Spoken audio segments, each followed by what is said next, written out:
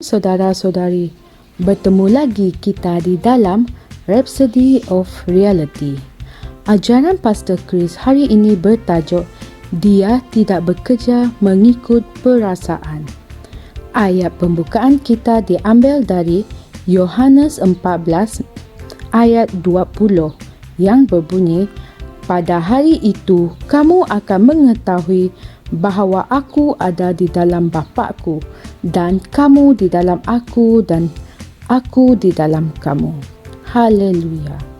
Saudara-saudari, pernah sekali saya bertanyakan kepada seseorang, bagaimana rasanya kuasa Tuhan dan di manakah kamu merasainya? Dia tidak dapat menjawab.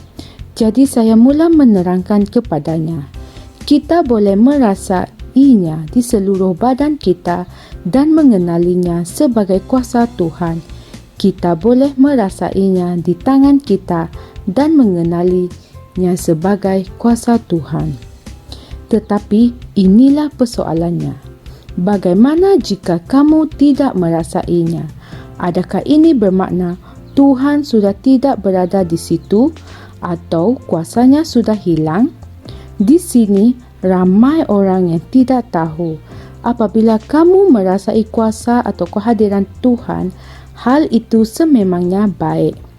Tetapi Tuhan tidak mahu kamu merasai apa-apa untuk mengetahui bahawa Dia ada bersama kamu dan berada di dalam kamu. Haleluya. Kebergantungan kepada perasaan ini telah memusnahkan iman ramai orang. Dia tidak bekerja dengan perasaan. Dalam Perjanjian Baru, tidak kira sama ada kamu merasai kuasa atau kehadiran Tuhan atau tidak ada bezanya. Saya telah merasai kuasa Tuhan banyak kali dan saya juga pernah mengalami keadaan di mana saya tidak merasai apa-apa, tetapi saya masih mendapat hasil yang sama semasa saya merasainya dan semasa saya tidak merasainya. Kerana saya faham bahawa perasaan itu tidak mempunyai kaitan dengannya. Fahamilah sesuatu, keseluruhan dan kepenuhan Roh Kudus tinggal di dalam diri kamu. Tiada perkara yang lebih baik daripada itu. Saudara-saudari, Tuhan tidak meningkatkan dirinya atau mengurangkan dirinya di dalam kamu. Dia tinggal di dalam kamu dalam kadar yang penuh.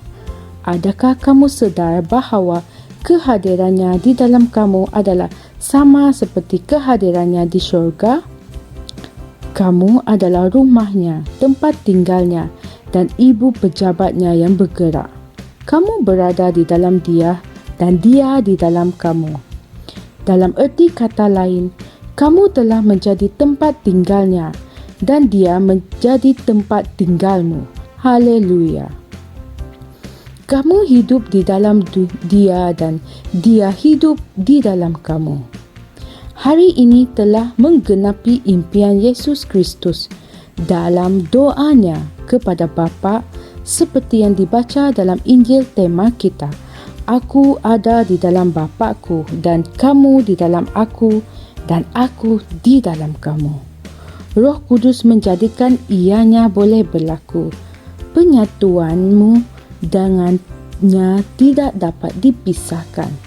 Oleh itu, janganlah bergantung kepada perasaanmu dalam perhubunganmu dengan Tuhan. Bergantunglah kepada firman-Nya. Tuhan adalah roh dan dia berhubung dengan kamu dengan rohmu melalui firman. Saudara-saudari, jika kamu memahami perkara ini, seluruh hidupmu, pelayananmu, kehidupan doamu, penyembahanmu akan berubah sepenuhnya dan kamu akan hidup setiap hari dalam kemuliaan, kekuasaan dan keunggulan Maha Mulia Tuhan. Haleluya. Saudara-saudari, mari kita membuat pengakuan. Aku hidup dalam Kristus dan Kristus hidup dalam diriku. aku adalah tempat tinggalnya dan Dia adalah kediamanku. Aku berjalan dalam terang penyatuanku dengannya, dan hubunganku dan persekutuanku dengannya berkembang dengan penuh kemuliaan. Dalam nama Yesus. Amin.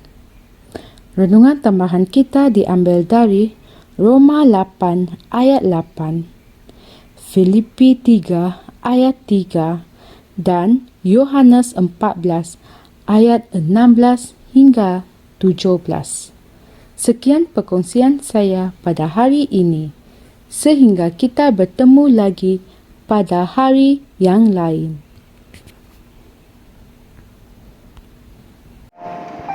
Kami percaya saudara-saudari semua telah diberkati dengan perkongsian firman dari Rhapsody Reality. Bagi sesiapa yang ingin menjadikan Yesus Kristus sebagai Tuhan dalam kehidupanmu, kamu boleh mengucapkan doa ini bersama dengan saya. Ya Tuhan Allah, aku mempercayai Yesus Kristus, Anak Allah yang hidup dengan sepenuh hatiku. Aku percaya Dia telah mati untukku dan Allah telah membangkitkan Dia dari kematian. Aku percaya Dia hidup hari ini. Aku mengaku dengan mulutku bahwa Yesus Kristus adalah Tuhan dalam hidupku mulai dari hari ini. Melalui Dia dan di dalam nama-Nya, aku mempunyai kehidupan yang kekal. Aku telah dilahirkan semula. Terima kasih Allah kerana menyelamatkan jiwaku. Aku sekarang adalah anak Allah. Haleluya.